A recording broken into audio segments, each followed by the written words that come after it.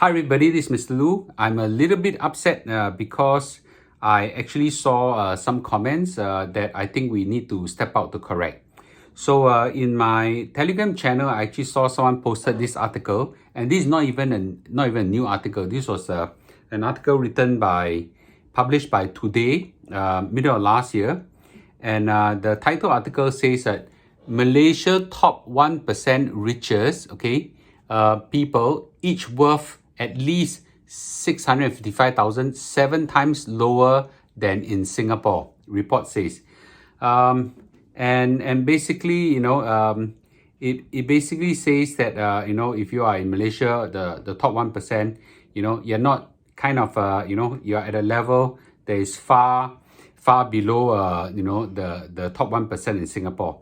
And this was actually published by Knight Frank report.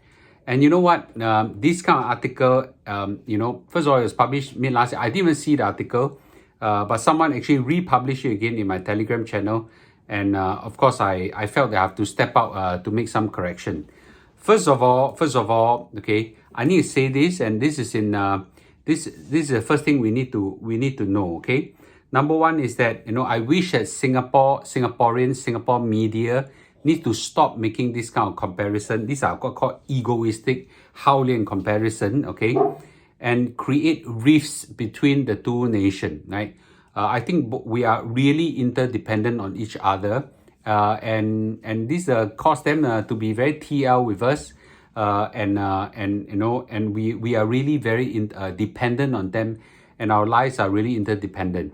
So let's talk about the Malaysian wealthy versus the Singapore wealthy. I have the privilege to encounter both groups, okay, a lot of them, okay.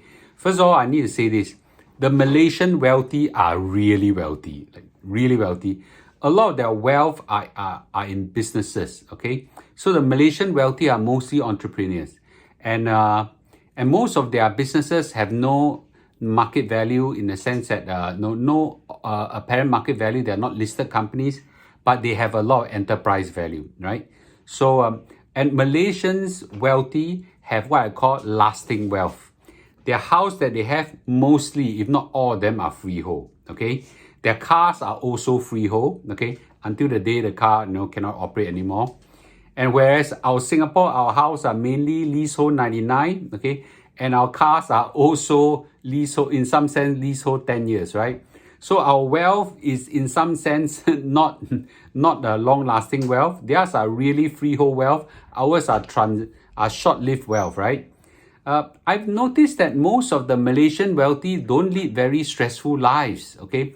Whereas, where Singaporeans wealthy lead very stressful lives. Most of the Malaysian wealthy I know, if they want to buy anything, they can just buy in Malaysia. They want to enjoy any luxury, they can enjoy, and so on. The Malaysian really is a land of great, life. They have a lot of excitement in their life. Whatever they want to do, they can do. Whereas most of the wealthy Singaporeans I know are also very stressed. Are very, very stressed. They are very stressed with the competition, very stressed with the pace of life, very stressed with the business vulnerability, very stressed with their career vulnerability, very stressed with their investments, very stressed with the prices.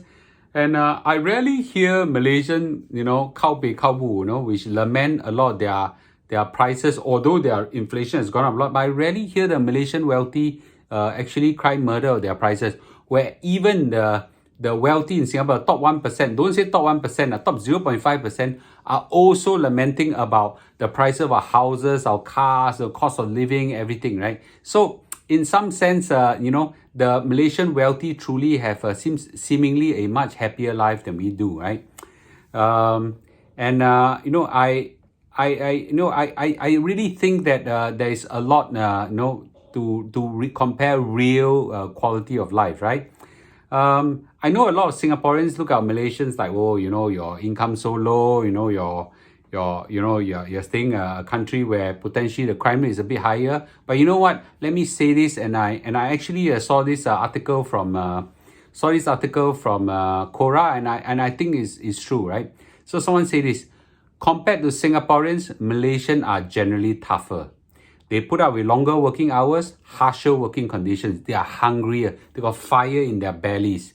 And if you notice our Singapore staff, and I can say that as an employer, okay, you know what, I think our staff work shorter hours, grumble non-stop of their pay not enough, want to see privilege first, want to see benefit first before they put out their lives to work and things like that, right? So second thing is that the average average Malaysian speak many languages compared to Singaporean.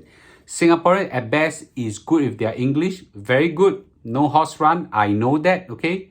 But most of our Chinese are pretty bad, okay? 我自问我的自己的华语啊，还不是水准，还不是很高，不过在新加坡已经很不错了。But you know what? The average Singaporean Chinese is really very atrocious. And I don't even think I can hold a candle up to some of the Malaysians, right?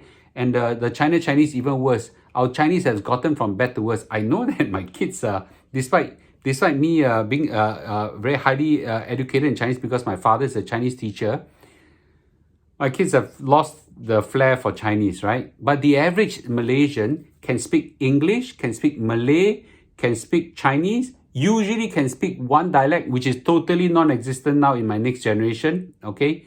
And sometimes even two dialects, right? So a lot of them have 4 to 5 language capability, right? So I don't think we are some Singaporeans in terms of linguistic skills can compare to the Malaysians, right? Because their environment is tougher, acknowledgedly is tougher. So most Malaysian grew up street smart, and that I agree. They grew up street smart, and they have complicated environment.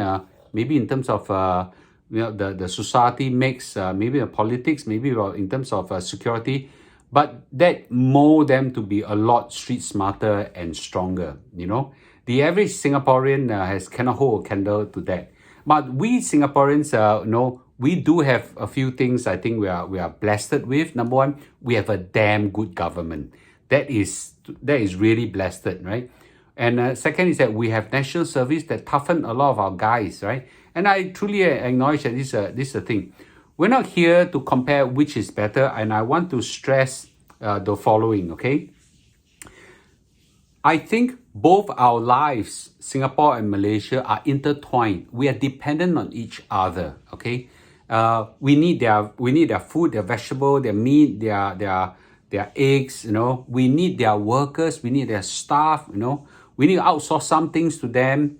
We need their skills craftsmen for renovation. We need our renovators. We need so many things from them. We need water from them, right? Our lives are intertwined with them. Of course, they also benefited from us. My point is we should not be trying to compare, who is better, who is worse, whatsoever. Our lives are intertwined that we are dependent of each other. We should be thankful that we have great neighbors like them. Build a great relationship.